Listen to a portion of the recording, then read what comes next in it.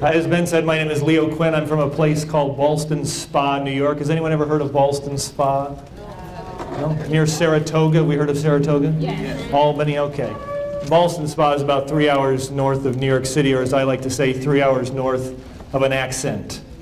So I don't sound like I'm from New York in terms of my speech. Maybe my Zig Ziglar said I speak at 100 miles an hour with gusts up to 120.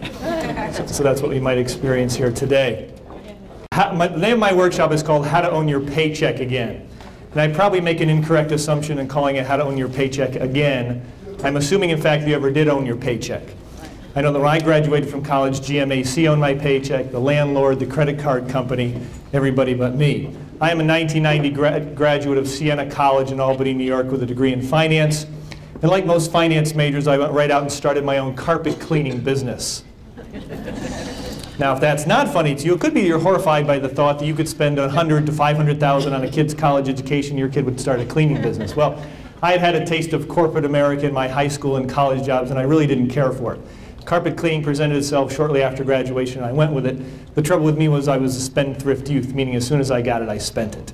And actually, that's okay in the carpet cleaning business in the spring, summer, and fall. But come winter time, when no one wanted to have their carpets cleaned, and quite frankly, I didn't want to do too much of it, I would starve, go into debt, and spend half of the next season getting caught up on the minimum monthly payments on all my debts. I wasn't paying anything off. I was just getting caught up on the minimums. So in late 1997, I took a workshop very much like this one, and I decided that along my own road to debt freedom, I would help other people. And hopefully that's why you're here today, or one of the reasons you're here today. Yeah. And the quirky thing about the method you're going to learn here today is the more debt you have, the better.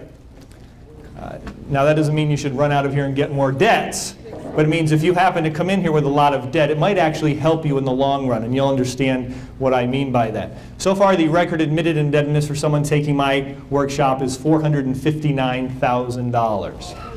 Now that's on the East Coast. On the West Coast, that's a small mortgage. So far, the record number of debts for someone taking my workshop is 22. So if you'd like to be my new poster person in either one of those categories, see me after the workshop. But mathematically, this is what happens when you're saving money versus paying off a credit card. Look at it as investing in your debt, because that's really what you want to be doing. You're getting a better than 14% return by investing in your debt. And that's what you're doing, that's what you should be doing when you have consumer debt. You want to get rid of that debt as fast as possible. Now when I started doing these workshops in '97, the stock market was go, go, go. Interest rates on mortgages were 6 and 7%, and people were earning 20 and 30% in the stock market. And they say, I'm not paying off my debt, I'm throwing all my money into the stock market. I don't get those arguments anymore, unfortunately. You know, the stock market isn't anywhere near as predictable as it used to be back in the go-go 90s. So start investing in your debt. Now I'd like to take a quick survey. Who here tries to pay a little bit extra on more than one of your debts? You know, you're paying 20 and 30. Oh boy, great.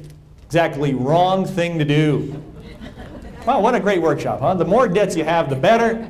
And you're going to stop that little bit extra you're putting on more than one debt. Well, you're going to keep that, you're going to put all that little extra you put on debts and put it into a pile I call our Head Start.